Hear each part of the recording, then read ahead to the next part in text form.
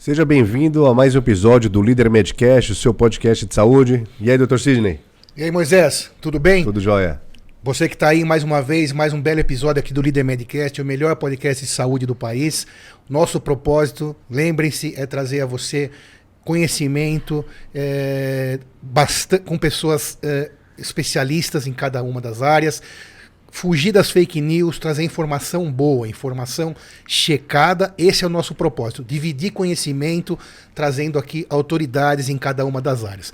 Hoje a gente tem a honra de receber aqui Juliana Muniz, enfermeira especializada em cardiologia, trabalha hoje com a parte infantil. Vamos falar aqui sobre a Lei Lucas, sobre acidentes infantis, tema extremamente importante. Compartilhe com todo mundo que você gosta, se inscreva no canal e não perca o episódio inteiro. Juliana, muito obrigado por ter aceitado o nosso convite. Eu que agradeço, muito obrigada pela oportunidade de estar aqui e falar com vocês sobre esse assunto tão importante de segurança e saúde da criança. Eu espero contribuir bastante com vocês. Muito bem, vamos lá, Moisés. Vamos lá. Falar sobre acidentes na infância. Inclusive, já tivemos um podcast falando de acidentes na infância, só que domésticos. Isso. Hoje a gente vai falar um pouco mais sobre acidentes da infância, principalmente no colégio. Exato. Vamos começar por essa parte. Como surgiu a Lei Lucas? Então, a Lei Lucas é uma lei federal que ela foi sancionada em 2018, um ano após um acidente terrível ter acontecido com um menino chamado Lucas. E nesse um ano, a mãe dele, Alessandra, ela lutou para que essa lei fosse então sancionada, obrigando que as escolas e lugares de recreação infantil tivessem conhecimento em primeiros socorros. Porque o que aconteceu? O Lucas, ele estudava numa escola, tinha 10 anos, e nessa escola em Campinas, no interior de São Paulo, e ele foi para uma excursão para fazer um estudo de meio, um estudo de campo com os outros amigos, numa fazenda em Cordeirópolis, no interior de São Paulo. Qual era a idade, mais ou menos? 10 anos ele tinha. E aí eles foram nessa excursão, então tínhamos lá os organizadores dessa excursão, os professores, funcionários e também as pessoas da fazenda que receberam essas crianças.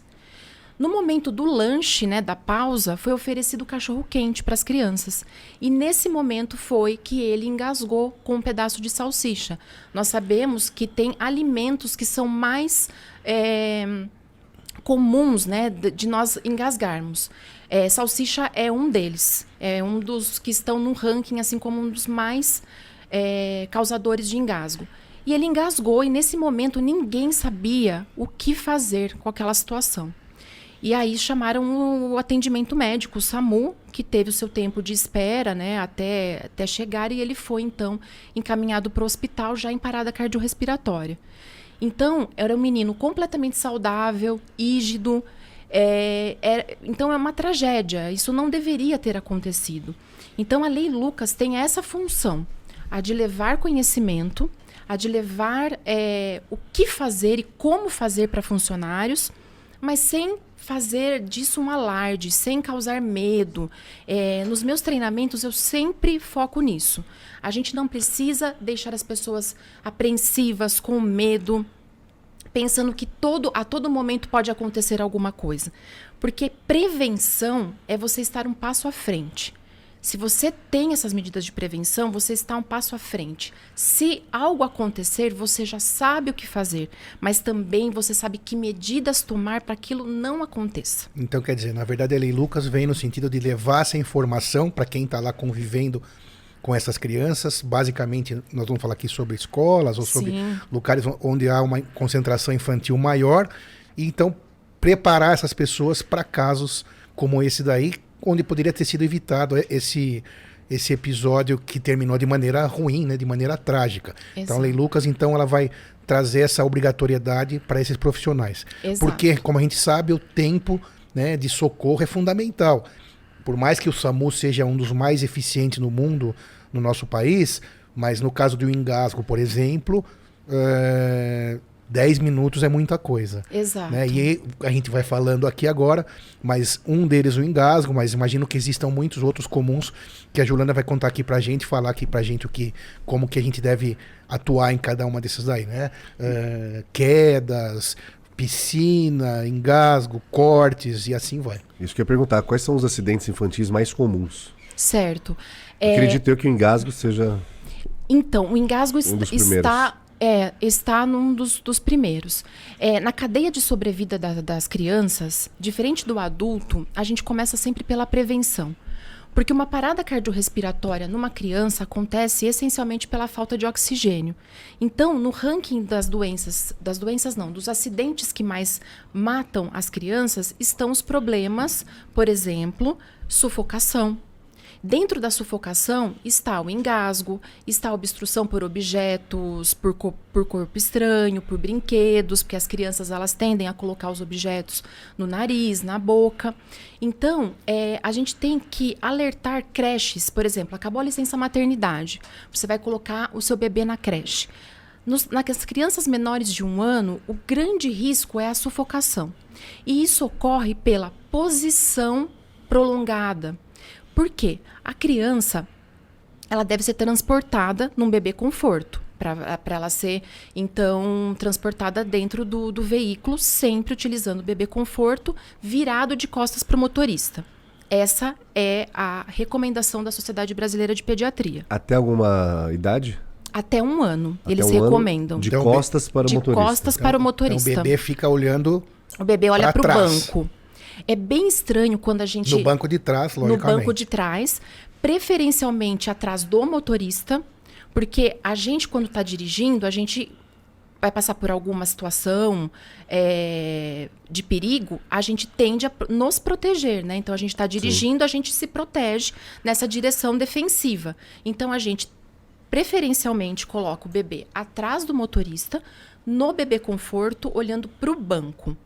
E assim, a gente orienta sempre ter um adulto, né, um responsável atrás para acompanhar nessas idas ao pediatra, numa viagem, numa saída de casa, etc. Mas se você vai dirigir sozinha e não tem quem fique atrás, tem nas lojas aquele retrovisor que você coloca no banco de trás e você consegue fazer uma supervisão pelo seu retrovisor para você olhar o bebê atrás. Porque, na realidade, um bebê até 1 ano tem que estar o tempo todo sendo vigiado, né? Que O nem você estava tempo falando. todo. Essa sufocação, explica melhor. O que seria Tá. na prática essa sufocação? Porque a gente falou da salsicha, de um alimento que pode escorregar, Isso. uma bala, ou um pedaço de carne, ou a salsicha. Mas num pequeno, né? Que No ainda bebê. não está comendo uma salsicha ou coisas sólidas. Sim. Como que seria essa sufocação? Conta para o ouvinte que está nos vendo. Tá. No bebê, a sufocação ela acontece em alguns momentos. Então, nesse momento de transporte, no bebê conforto, é um dos momentos. A Sociedade Brasileira de Pediatria preconiza que você não deixe o bebê em bebê conforto por tempo prolongado. Então, se você vai fazer uma viagem de 2 horas, por exemplo, o ideal é que você faça uma pausa, pare no posto, tire o bebê do bebê conforto, aproveita para trocar a fralda, vê como ele tá, pega no colo, para mudar de posição. Quando a gente dirige muito tempo, é gostoso a gente parar, esticar o corpo. É a mesma premissa. E Então, tem algum prazo depois da amamentação para poder colocar no bebê conforto ou isso também não? Não, isso não precisa. Você, logicamente, depois de amamentar, vai colocar o bebezinho numa posição mais vertical, vai esperar, né, ele arrotar. Às vezes não acontece de não arrotar e tudo bem, mas você deixa um período ele de pezinho e depois Pode ir pro bebê você conforto. pode pôr ele no bebê tiver conforto. necessidade. Exato. Mas eles preconizam o seguinte, que você faça viagens e pare a cada 1 hora, para que você retire o bebê. E sempre tendo alguém atrás, se for possível. O mesmo princípio que você falou pro adulto, né? Depois de 1 hora você já está mais cansado. Mais cansado, você quer se esticar. Então, aí é um momento, vamos dizer assim, de risco. Onde que está o alerta nas escolas e nas creches? Muitas vezes os pais acham o seguinte, o bebê está no bebê conforto, ele parece estar tão confortável E realmente, seguro, E né? seguro. dormindo, seguro, e eu vou levar o bebê para dentro da escola no próprio bebê conforto. Até tudo bem levar para dentro da escola no bebê conforto, mas chegando lá, os funcionários eles devem ser treinados que eles devem tirar o bebê do bebê conforto. O bebê conforto ele foi projetado para o carro. E a gente tem índices mostrando que 71% dos acidentes, de complicações com acidentes com crianças, são prevenidos com essa ação de você colocar as crianças ou no bebê conforto, ou em cadeirinhas, ou assento de elevação. Porém, não é para você deixar o bebê nesse bebê conforto ou cadeirinha. As maiores tragédias que a gente lê na mídia, nos jornais, a respeito de mortes envolvendo os bebês até 1 ano em creches, é porque os funcionários deixaram os bebês em cadeirinha ou bebê conforto. Porque é o seguinte, como você tem essa visão de que o bebê está bem, que ele está seguro, você fala assim, bom, deixa eu atender esse bebê que está chorando, esse outro que está com a fralda suja, esse outro que precisa ser alimentado, muitas vezes as creches têm poucos funcionários, e esse aqui está tão quietinho, está bem, está dormindo, vou deixá-lo no bebê conforto. E aí pode ocorrer o E aí é uma bomba relógio, porque a sufocação pode acontecer. E por quê? O bebê tem uma estrutura, né? Ele é pequenininho, ele ainda não tem aquela firmeza, o tônus muscular, está em desenvolvimento, e ele cai. Não sustenta ainda o pescoço, não sustenta a cabeça, pescoço. Né? O corpinho também, ele faz um movimento que ele pressiona os órgãos internos e a cabecinha também cai. No que a cabecinha cai, não passa o oxigênio pelas vias aéreas. E na hora que também comprime aqui, a cabecinha também pode cair para frente, mas há uma compressão, além de também poder ter danos na coluna do bebê. Então você não deixa. Aí qual é a orientação? Se o bebê está dormindo, as creches devem ter berços ou lugares planos. A indicação é que você deixe o bebê dormindo sempre em superfície plana e rígida e é decúbito dorsal. Sempre barriguinha para cima. Isso é o preconizado. Ele está acordado. Se ele está acordado, você pode ter um tatame, um tapete de EVA, colocar esse bebê de lado, enfim, passear pelo ambiente com ele para fazer os estímulos e deixá-lo de decúbito ventral, porque deixá-lo em decúbito ventral faz com que ele se exercite, comece a fazer o movimento da cabecinha e isso ajuda muito. E ele tente sair, né? Até a enrijecer mais, a fazer esse treino, né, da musculatura. Isso, os pais têm a orientação do pediatra, os funcionários de creche ou escolas ou professores, veio depois da Lei Lucas como uma imposição. Antes disso era um treinamento que alguns lugares apenas tinham. Exato. Na verdade, assim, é uma lei federal, é obrigatória, tem multas e penalidades para as escolas e creches que não tiverem o treinamento, porém, a fiscalização está por conta do município e do estado.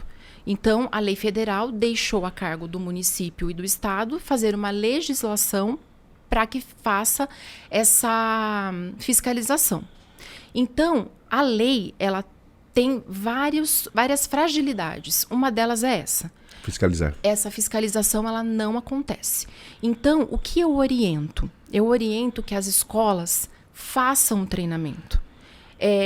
Busque essa qualidade, essa diferenciação.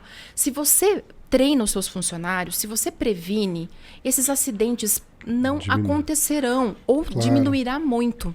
Onde que o colégio, ou as creches, ou até os pais podem indicar algum lugar para algum profissional para fazer esse treinamento? Como que é a procura? Então, você faz esse treinamento, por exemplo? Eu faço esse treinamento e é assim. Para as escolas e creches municipais ou estaduais, a lei pede que serviços públicos de atendimento de emergência façam o treinamento deles. Okay. Então, a gente subentende-se, então, que os bombeiros e o SAMU devem fazer esse treinamento para as escolas municipais e estaduais. E creches. E creches municipais e estaduais. Agora, as escolas particulares... Que também estão dentro da legislação, da necessidade, exatamente. Né? E também lugares de recreação infantil. E eu quero deixar também um alerta do seguinte: qualquer lugar que a criança frequente é um lugar que pode acontecer acidente.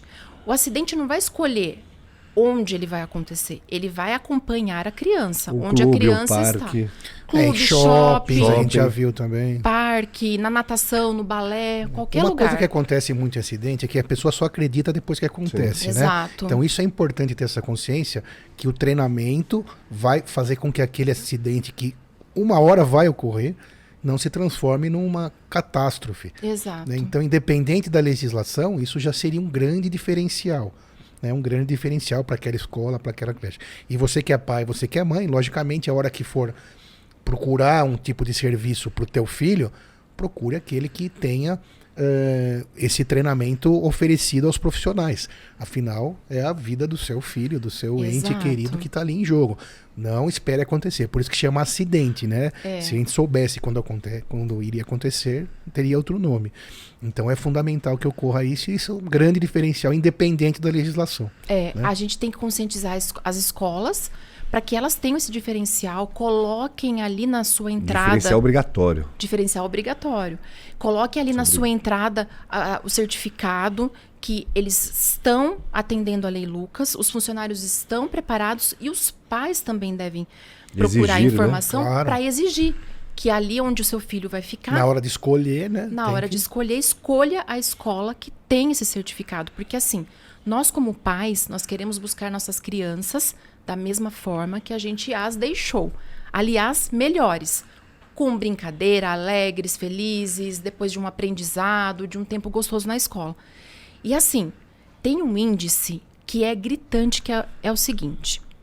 A cada 10 acidentes ocorridos, 9 não teriam ocorrido com ações de prevenção. É muito alto esse muita número. coisa. Muito alto. Por isso que a informação é o grande diamante da saúde, o grande diamante da vida. Exato. A informação é fundamental. Se uma escola tem os profissionais bem orientados, além de não acontecer o acidente, caso aconteça, não vai deixar nenhuma sequela e algo mais grave, né? E esse 90% em creche e escolas e mais algum outro... Ou lugares públicos geral, também, no geral. Tanto para crianças quanto adultos, isso é um índice de acidentes. Ok. Você consegue prevenir 90% dos acidentes por ações simples de prevenção. Conversas, o podcast, assistindo essas aulas, se Vocês viram, né? O informando... líder Medcast, atenção. Exatamente.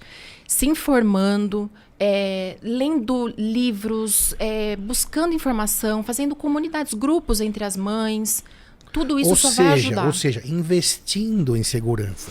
Vou dar um exemplo aqui bem... se encaixe um pouco.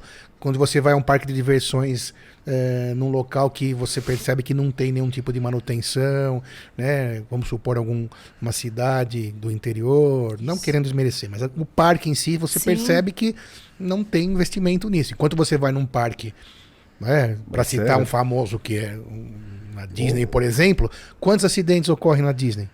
Pouquíssimos, né? Pouquíssimos. Na verdade, tende a zero. Por quê? Porque há um investimento em formação, em treinamento, né, em manutenção, e vale a mesma coisa aqui. Aqui precisou de uma lei, né, para poder isso chegar no consumidor final, que é a mãe, o pai e a criança, mas com certeza é o que vai fazer com que esse número absurdo aí de acidentes possa diminuir muito, ou tender a zero. A rede de proteção, digamos assim, para evitar, junto com os treinamentos, ela acaba sendo, então, Corpo de Bombeiros e instituições privadas. Essas duas ou tem mais alguma? Não, são essas duas.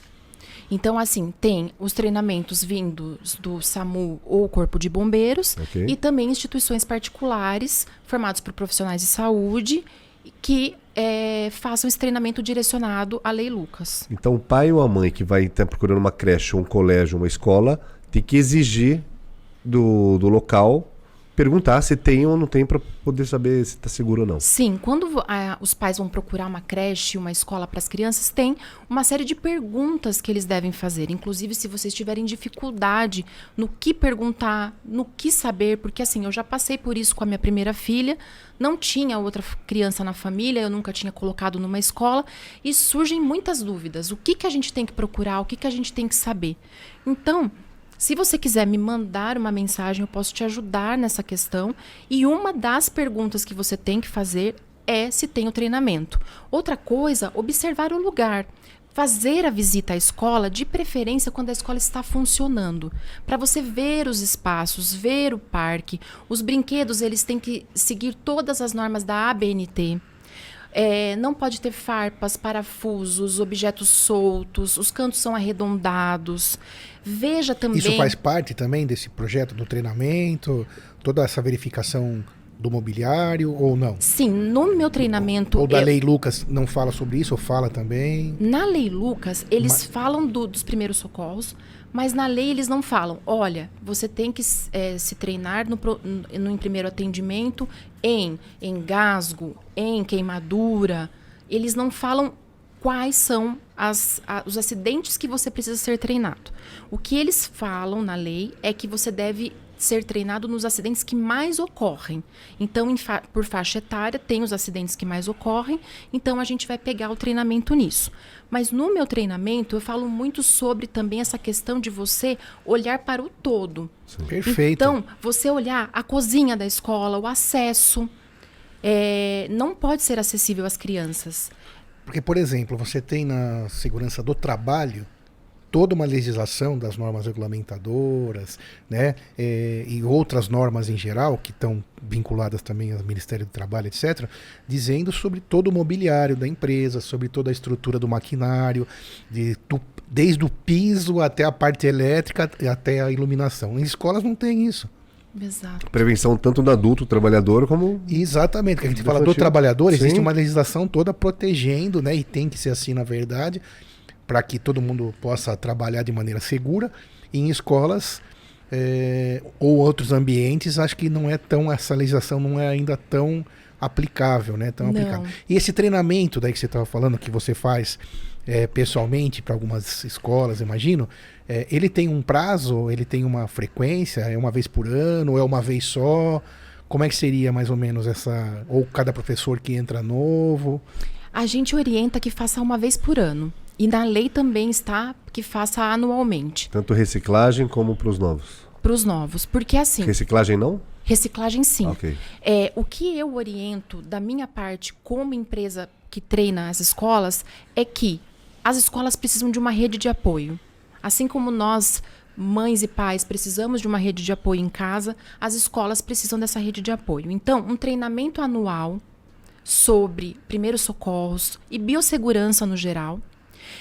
Reciclagem a cada 6 meses. Nós temos aí 2 oportunidades, que são as férias de julho, temos também as férias de janeiro. A gente pode... Estamos agora entrando nas férias. Quando for ao ar o episódio, já vai ter passado as férias escolares, mas agora as férias estão se aproximando. Então, é uma oportunidade dos professores de fazerem essa reciclagem. Não vai atrapalhar o dia a dia, porque a gente sabe que o dia a dia do professor é bem intenso, mas então a gente orienta uma vez por ano o treinamento, a cada 6 meses uma reciclagem, e essa rede de apoio ter uma consultora. Então, eu estou com uma dificuldade pontual com o funcionário sobre a troca de fralda, o protocolo de troca de fralda. Juliana, pode me ajudar nisso? Eu estou com um problema pontual nisso. A gente teve um surto de diarreia agora aqui. Me ajuda a ver onde que a gente está errando. É na lavagem das mãos? O que está acontecendo? Que a gente tem as NRs também, as normas regulamentadoras, tem a questão dos adornos, que também... Então a gente tem que... Qual que é o órgão que fiscaliza, que determina e atualiza essas fiscalizar, NRs? Deveria fiscalizar, né? Então, assim, as escolas municipais e estaduais é a Secretaria de Educação. Ok. Né? E nas particulares também tem enfim, a Delegacia de Ensino, a Secretaria de Educação, que dá o alvará de funcionamento, né, para as escolas. Essa rede de apoio e as pessoas que devem ser treinadas, é o colégio inteiro, desde da portaria, professor, serviço de limpeza, diretoria, ou se limita todos? Todo. Porque eu vejo isso de uma forma muito geral. Porque, veja bem, quem vai atender a criança? Geralmente é o professor. Então, a gente tem, claro, que treinar o professor principalmente.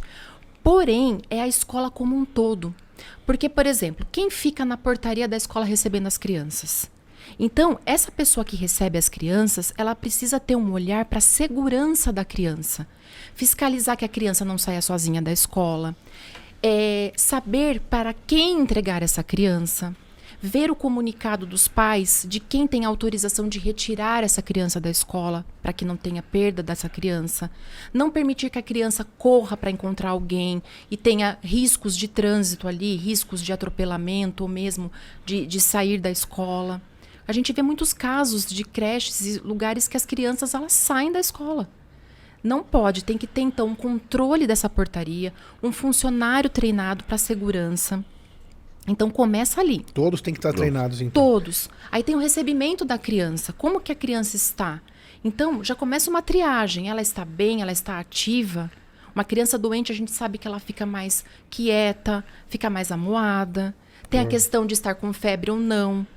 Então, a criança não pode ficar na sala de aula, não pode permanecer na escola se ela estiver com febre.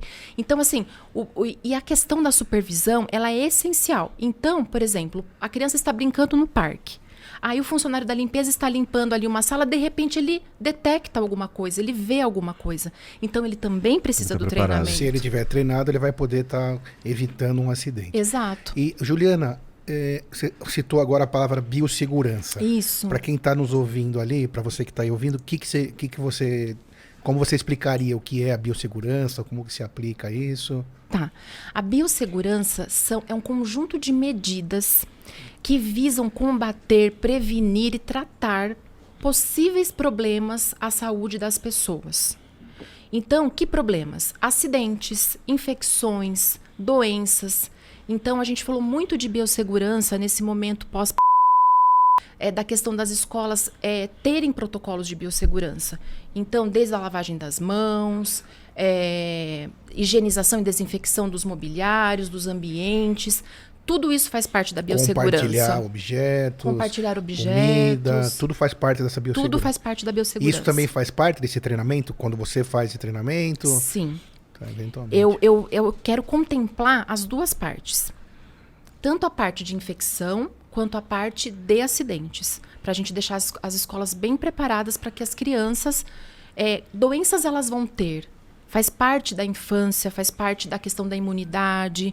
Por isso que a gente fala tanto da importância também de tomar vacina, de orientar as famílias sobre isso. Então, assim, não dá para a gente separar uma coisa da outra. A gente tem que tratar o todo, a biossegurança como um todo. Perfeito. Claro que no mundo ideal seria interessante se até alunos mais velhos ou todos os cidadãos soubessem pelo menos os primeiros socorros, né? Exato. Tem até um projeto de lei que está agora em tramitação, que está fazendo uma alteração na Lei Lucas, para que os alunos de ensino médio, eles também recebam o treinamento. Mas eu acho que a gente pode começar isso já na infância. Eu acho que assim, as crianças, elas entendem tudo que a gente fala. A gente pode falar de uma maneira simples, objetiva, sem causar pânico, mas a gente pode orientar as crianças já desde cedo. Vou dar um exemplo. A minha filha, ela tinha um amiguinho lá, eles estavam brincando embaixo lá no prédio e queria pegar um brinquedo, uma bola. Aí falou assim, vai de elevador, pode ir, Helena, a gente espera você aqui. Ela falou, não, eu não tenho autorização de pegar o elevador até eu completar 10 anos.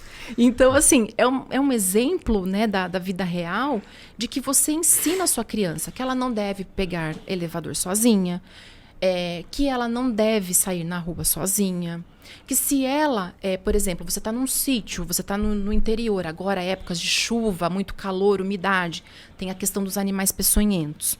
Então você orienta a criança, viu um bicho diferente, para e grita mamãe e papai. Então não vai mexer. Então tudo você consegue ensinar, você consegue orientar. Tem até um caso que eu li de uma criança de 7 anos que fez a manobra de desengasgo no irmãozinho de 3 anos. Então, assim, as crianças são capazes de nos ajudar, né? Porque se a gente aprende na escola matemática, português, exatamente, geografia, para levar para sua vida, por que não? Quando a gente fala em regras, né, em lei, sempre fica uma polêmica, né? Dá um peso, né? Assim. Sim, exatamente. A gente tem que tentar pensar nessa barreira ainda mais nesse momento político que a gente vive, né? Quando fala em criar uma lei. Mas isso é para ajudar as pessoas, né? Então, já que se aprende matemática, português, história, por que não aprender primeiros socorros para o mais velho ajudar o mais novo, um irmão mais velho? Às vezes, muitas vezes, evitar e muitas vezes até salvar a vida de uma criança na própria escola ou em casa.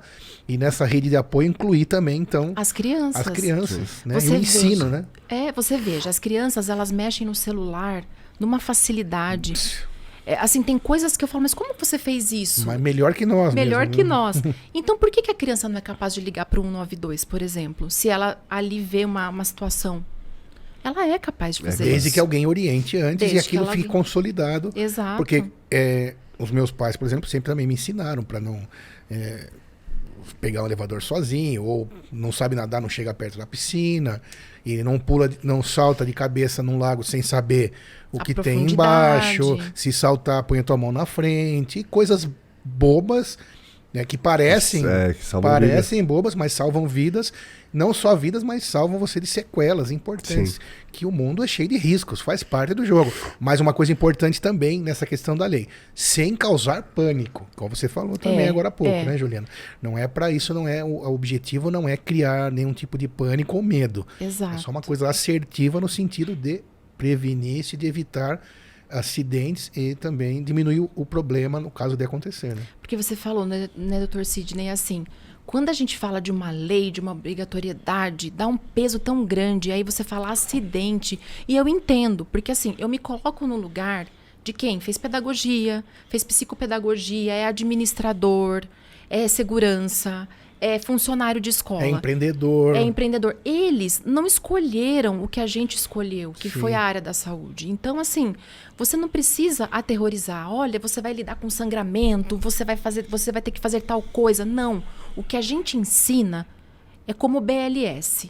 É uma prática de prevenção e de cuidado que qualquer pessoa pode fazer. Mesmo não ser.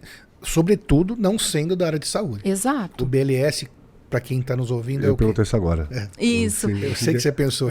O BLS, ele é um curso que ele é dado pela American Heart Association, que é um curso básico, né, de salvamento, onde você aprende técnicas para identificar uma parada cardiorrespiratória, saber o que fazer em caso, né, da ocorrência em adultos e crianças. É o Basic Life Support. Né? Basic Life Support. É suporte básico da vida. Suporte básico de vida. Para você que está aí.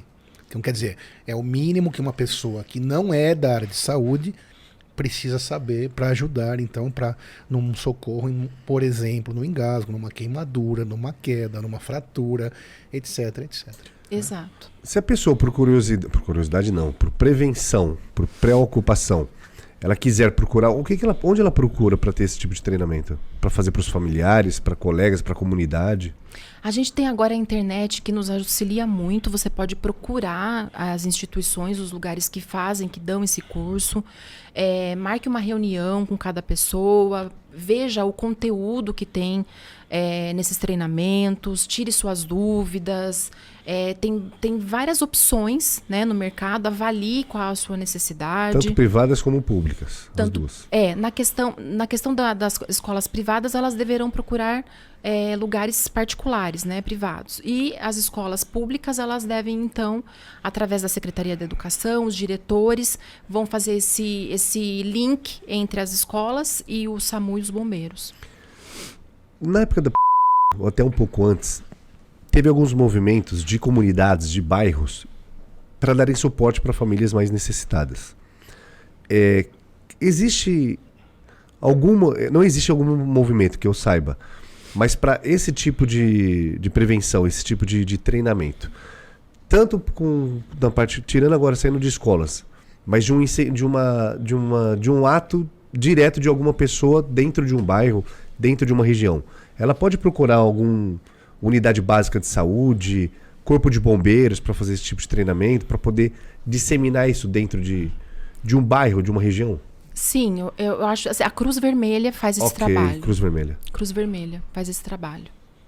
Mas eu acho que o serviço público acaba não dando conta, Não dá. de fazer toda a demanda, né? Não. Porque acho que não é tão simples assim, tão Não. fácil. Infelizmente não tem perna para isso. Mas nada impede dessa comunidade procurar um serviço privado também. Porque a gente sempre fala aqui de custo-benefício. Exato. Né? O que acontece? Que no final, a pessoa que é o objeto sempre da nossa informação, da nossa divisão de conhecimento, é o paciente ou nesse caso, a criança. O custo-benefício é excelente nesse caso, né? Porque treinamento, a palavra barato é meio estranha, mas é um custo baixo você comparando com o risco, com né? o risco e com o custo que daria de um acidente, né? Ou até o custo emocional de uma perda ou de uma Sim. sequela. Então, cursos são extremamente valiosos. É um investimento que nunca deixa de valer a pena. Então, eu acho que mesmo o público não é proibido de procurar um Não, de serviço jeito privado. Deve ser incentivado. Se a gente for colocar as três principais manobras de salvamento, quais seriam? Então, se a gente pensar... A respiração boca a boca, Então, coração... Se a gente pensar por faixa etária, vamos falar. Acidentes que matam. Menores de 1 ano, sufocação. O que eu faço na sufocação? Prevenção. Porque uma vez que acontece, você raramente consegue trazer essa criança de volta.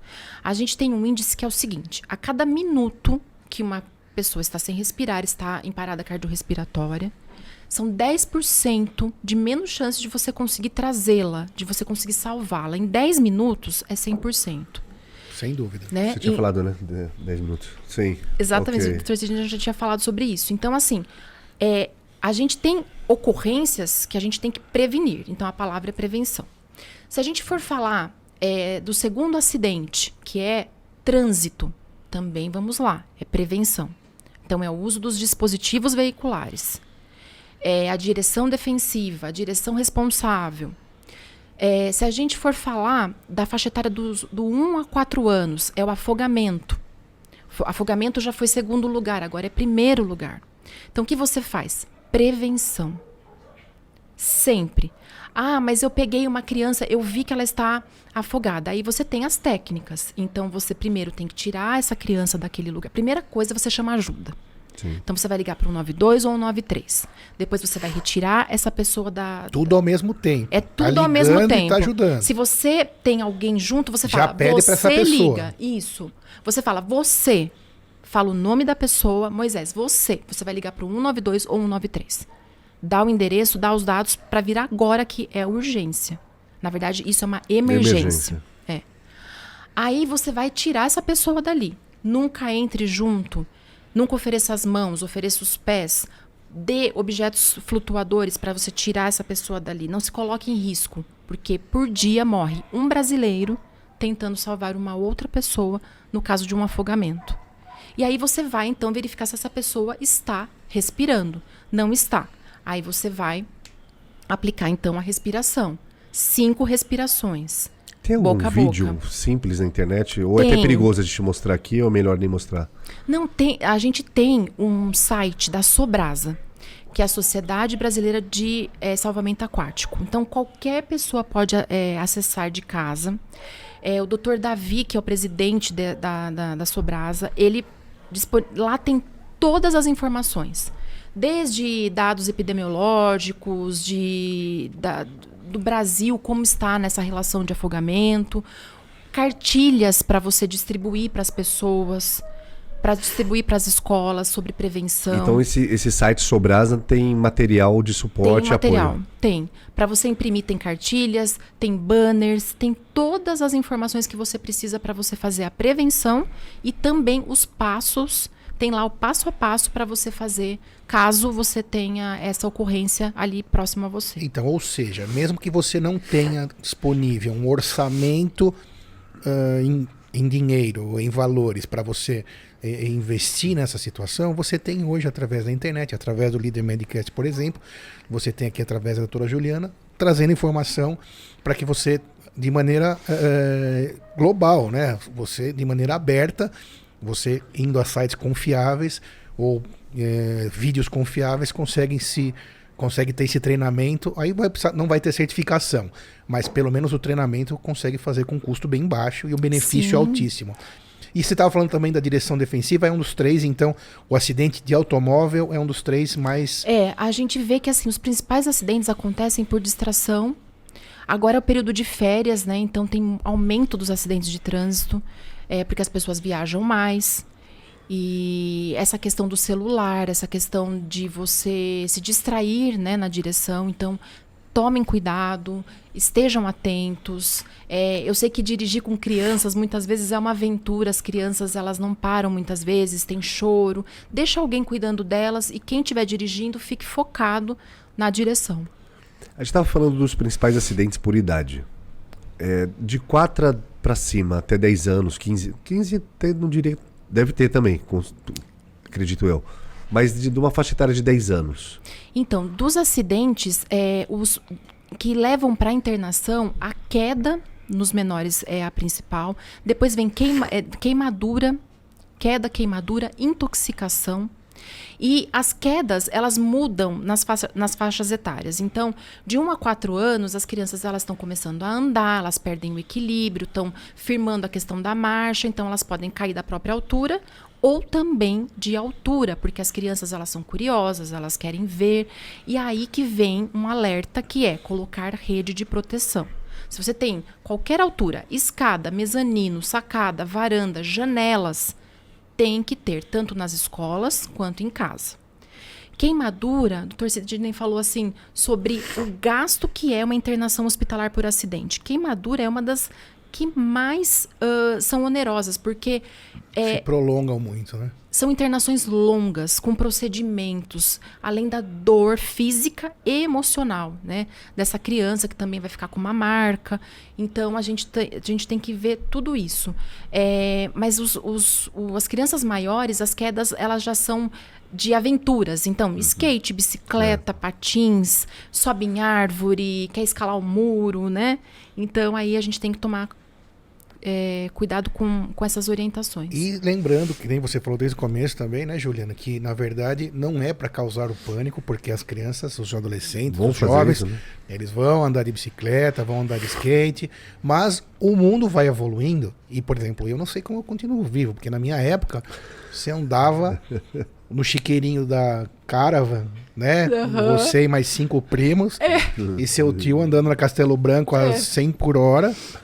Você chegava vivo, não sei como, entre outras coisas, né? Pegava um carrinho de rolimã e descia a rampa, ladeira sem freio, sem nada, sem capacete, sem nada.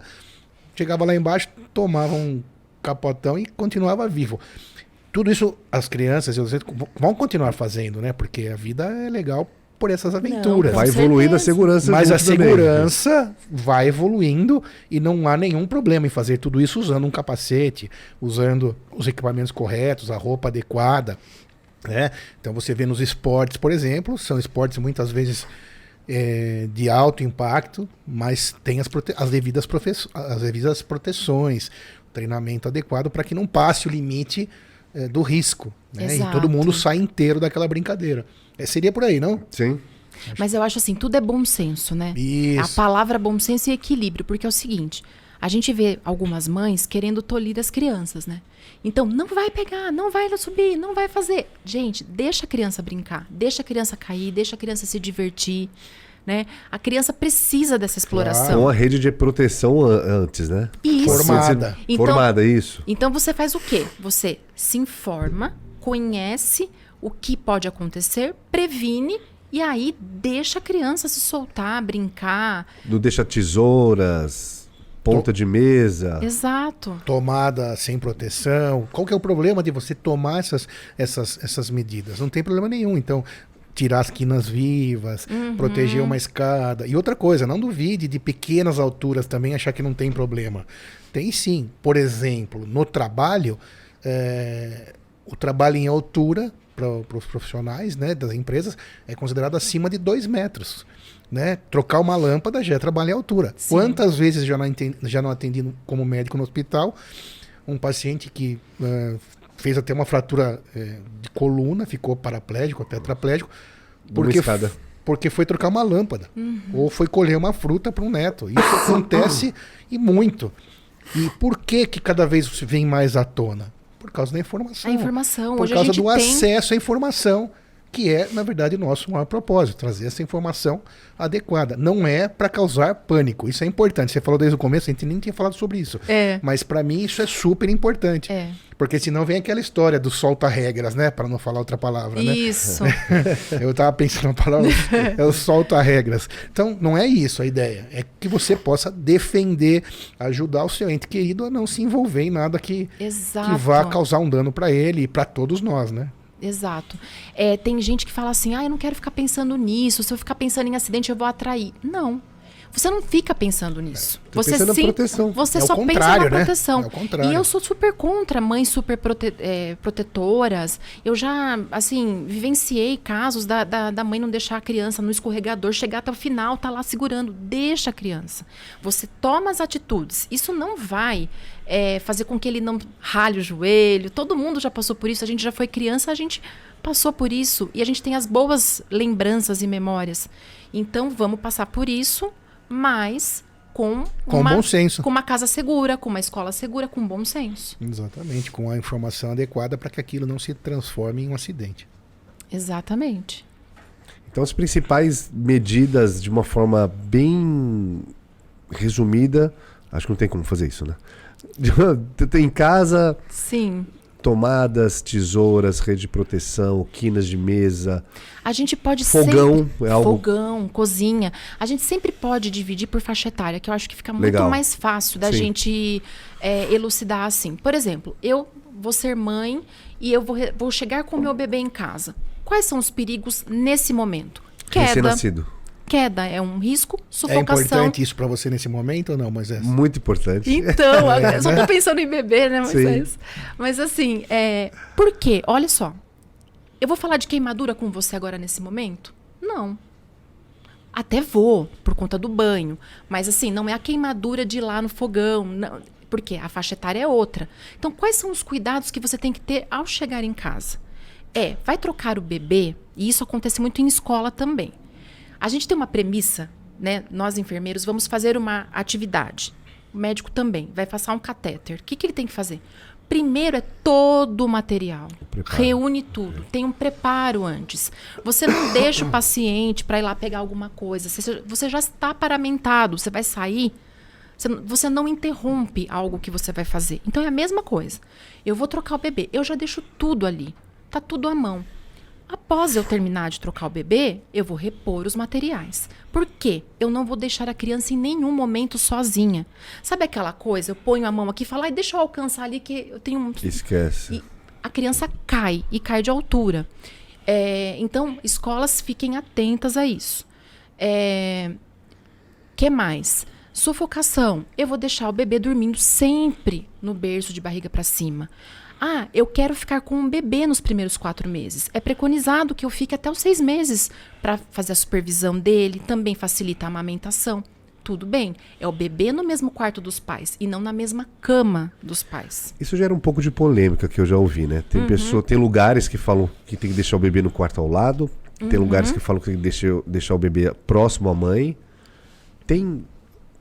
São opiniões ou tem algum estudo falando direcionado? Então, a Sociedade Brasileira de Pediatria, ela orienta assim, fique junto do bebê, porque isso vai deixar você mais tranquilo, mais seguro. A gente fica mais vulnerável, a gente tem medos nesse momento.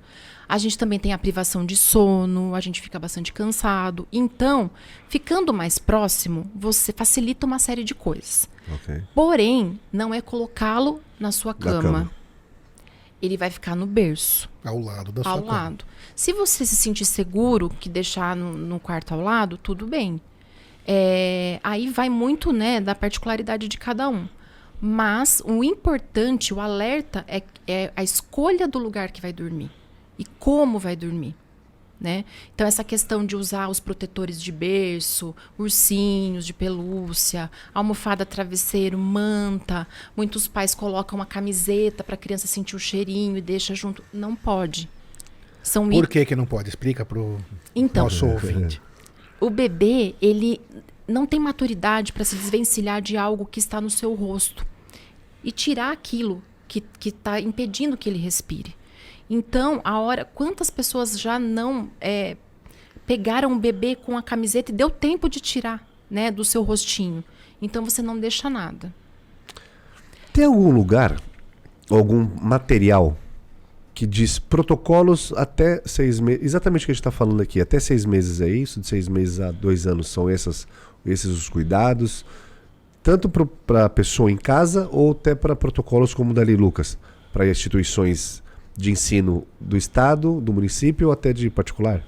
A gente encontra muita informação no Ministério da Saúde, a gente encontra esses dados que eu trouxe aqui, são todos dados divulgados para toda a população através do DataSUS, mas uma coisa que eu quero deixar assim ressaltado é que esses dados, eles são do SUS. A gente não tem a tabulação dos dados das crianças atendidas pela rede particular, seja convênio ou particular mesmo. Então, os acidentes, eles estão ali tabulados, o que acontece nos hospitais públicos, mas você consegue acessar as principais incidências, o que acontece, como você previne, você tem acesso a isso. Toda a população tem acesso. Pelo Ministério da Saúde? Pelo Ministério da Saúde. E não deve ter diferença do quem é atendido pelo SUS da origem do acidente? Não, a origem é para todo mundo igual. O que muda é que esses números são maiores. Sim. Porque uma vez que só está tabulado do SUS, então realmente a gente tem mais acidente do que está ali. E contribui para a estatística e até para as medidas protetivas. Para as medidas de prevenção. Mas você tinha falado assim, o que você deve saber, se a gente pudesse resumir. Sim. Assim.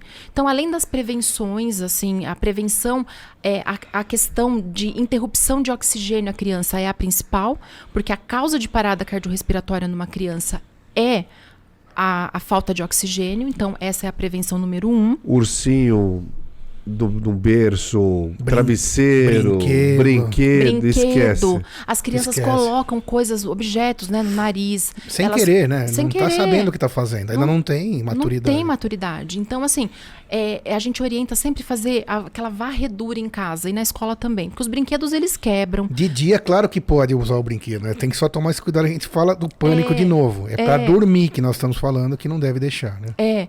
E o brinquedo, você tem que comprar brinquedos que são que tem o selo do Inmetro e que tenha lá a idade recomendada. Eu vou dar uma dica muito simples para quem está em casa. Sabe o rolinho do papel higiênico? Depois que o papel higiênico acabou, tem aquele rolinho. Você pega o brinquedo, se você tem alguns objetos espalhados em casa, passe por dentro desse rolinho de papel higiênico.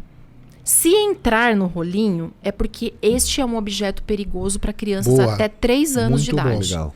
Todo mundo tem esse rolinho em casa. Você entendeu que tá aí? Então pega o rolinho e faz um teste.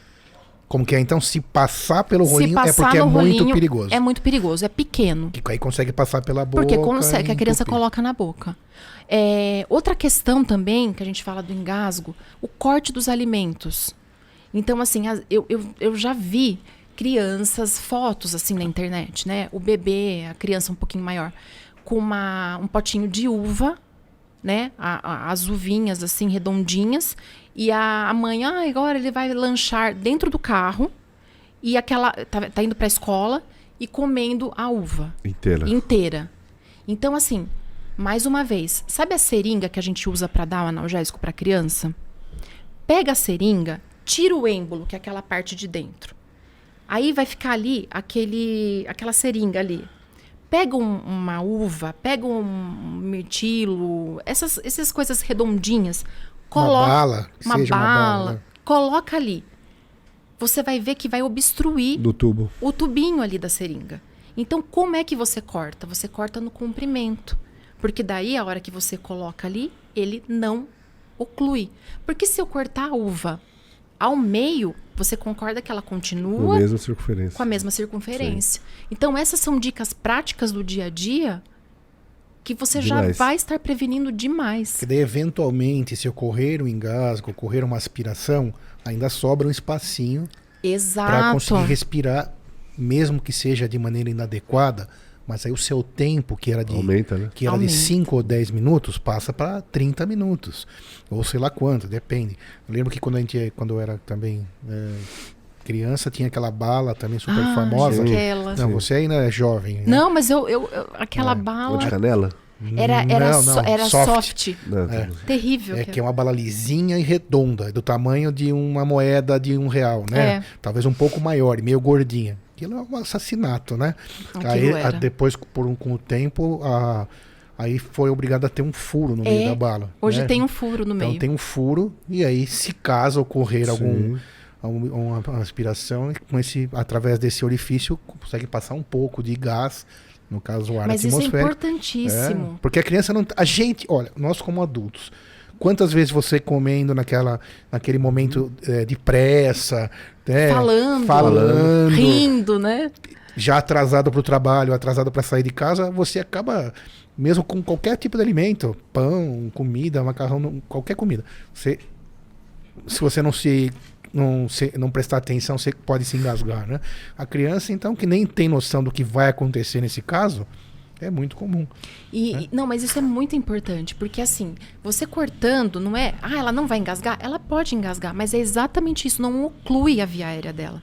Então você tem mais tempo, porque se você oferece inteiro, a oclusão obstrui total. Então você tem que ser muito mais rápido e muito mais eficaz na manobra, né?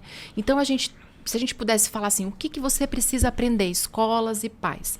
Precisa aprender a manobra de desengasgo, as questões todas preventivas que nós falamos, atender uma criança que, se porventura se queimou, um sangramento nasal, uma crise convulsiva que pode acontecer, uma crise convulsiva febril, pode acontecer na escola ou em casa. Comum em crianças, né? Por uma febre, a criança pode entrar numa crise convulsiva. E uma crise convulsiva, se não for, que é uma coisa extremamente... a palavra extremamente não ficou muito mal, mas é uma coisa benigna, né? Um fato benigno, que não vai ter nenhum chocante, problema. né? Sim, além de chocante, mas é benigno se for bem atendido. Porque se ninguém souber o que fazer ali, por uma simples, entre aspas, tá? Crise convulsiva, a criança pode até ir a óbito. Aí sim, um afogamento. Se obstruir, né, a via aérea, porque ela pode, sim, engasgar com a saliva, né? Ou nesse bater momento. a cabeça Ou bater a cabeça. Sei lá, tem que... É extenso o assunto, né? É O bem assunto extenso. é muito extenso. Não, é super extenso. Apesar de simples. Sim. E acessível. Sim. Né? E também manobra de ressuscitação cardiopulmonar, também é importante. Não só para as crianças, também para os adultos, porque nós temos os funcionários da escola. Então, a gente também tem que treinar, por quê? Porque a questão da saúde ocupacional. Então, eu acho assim, a gente tem que unir áreas. Então, unir essa área de cuidado de primeiros socorros, unir essa questão preventiva, unir a saúde ocupacional. A gente tem que cuidar dos funcionários que ali trabalham, a questão da ergonomia, a questão de cuidar da saúde de quem trabalha com as nossas crianças. Esses funcionários têm acesso à saúde, estão bem, porque eles também podem passar mal, podem ficar doentes. Então, assim, a gente tem que olhar de uma maneira geral. Cuidar também de quem cuida das nossas crianças. Você está falando que eu fui num lugar aqui e até em empresas tem esse tipo de treinamento. Claro que tem obrigatoriedade, dependendo do ramo. Empresas têm. Mas todo o segmento? Em primeiro socorro, sim. Aí que está. Acho que essa é a grande questão. É passar isso para aquele ambiente onde não são funcionários. São os usuários do shopping, do parque de diversões, da creche ou da escola. Então é nessa questão que vem a Lei Lucas. Pro funcionário da empresa que tem lá 100 funcionários, 50 mil, eles têm, algumas pessoas têm que ter o curso de primeiros socorros, né? Talvez não se dê tanta importância como se deveria dar, mas existe sim a obrigatoriedade, existe uma fiscalização, mas aqui a questão é da criança especificamente, de quem trabalha com a criança. A gente já viu algumas vezes, né? Para quem algum tempo, quem acompanha o assunto, em shoppings, às vezes crianças que tiveram problemas sérios. Na escada rolante, no brinquedo da bolinha, no parque de diversões. Brinquedo de aquela piscina de bolinha tem risco também? Sim, tudo tem risco. Pode ter lá um objeto que tá no meio. Cortante no meio. É que o que acontece? Na piscina de bolinhas, eu até brinco, falo assim, qual é o vilão da brinquedoteca?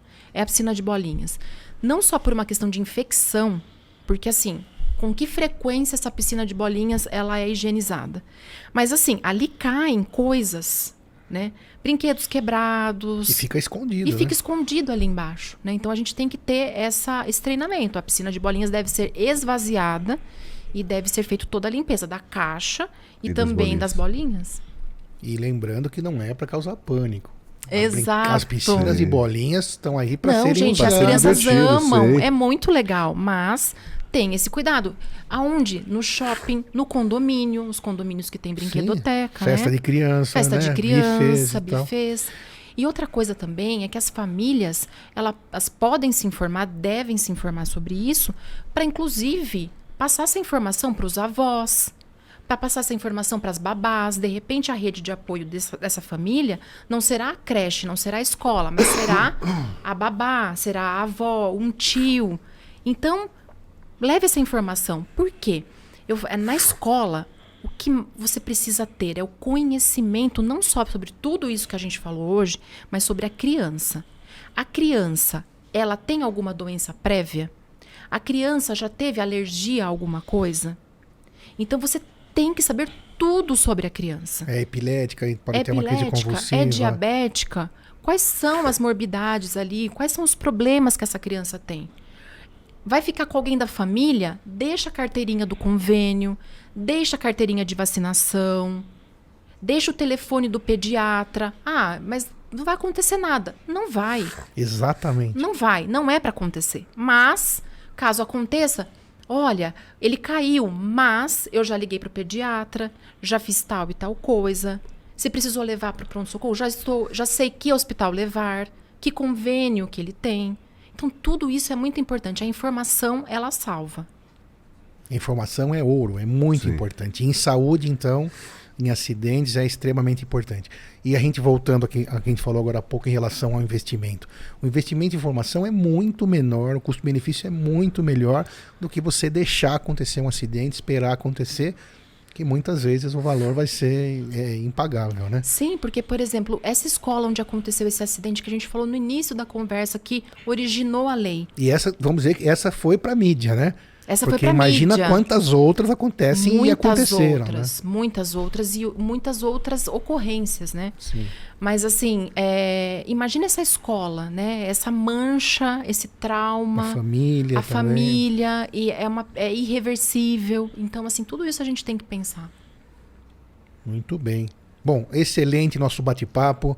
Realmente com o nosso propósito sendo cumprido, que é levar informação para você que está aí. Divida essa informação com os outros. Né? A gente teve esse prazer da Juliana vir aqui dividir aquilo que ela sabe. Ela também vai estar disponível para ministrar esses cursos, a gente vai colocar aqui nas descrições. Quem quiser procurar a Juliana, ou outros profissionais também que devem existir, que trabalham também com essa área. Palavras finais, como que você vê hoje a evolução de tudo que você tem feito, o futuro, como vai ser, o que você acha de tudo isso? Eu acho assim, nós temos a informação disponível para a gente, nós temos a conscientização, busque profissionais para vocês fazerem um treinamento, previnam, exijam, crie uma comunidade, uma rede de apoio. Eu posso ajudar você, mas também tem outras pessoas que você pode também procurar para que auxilie você. A informação, como a gente falou aqui, ela é vital, a prevenção ela é essencial.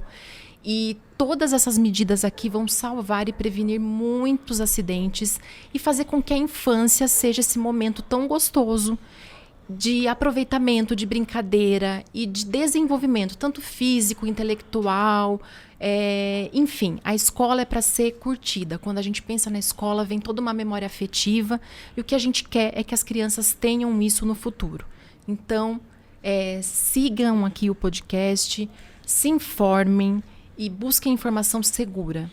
Juliana Muniz, obrigado. Muito obrigada. Obrigado. Espero que você tenha aprendido bastante. Moisés, muito obrigado, doutor esclareceu Sidney. suas dúvidas? Todas. Juliana, muito obrigado. Obrigada. Líder Medcast, se inscreva no canal, siga-nos também no Instagram, nas redes sociais e espalhe, compartilhe com quem você gosta. Obrigado. Até semana que vem.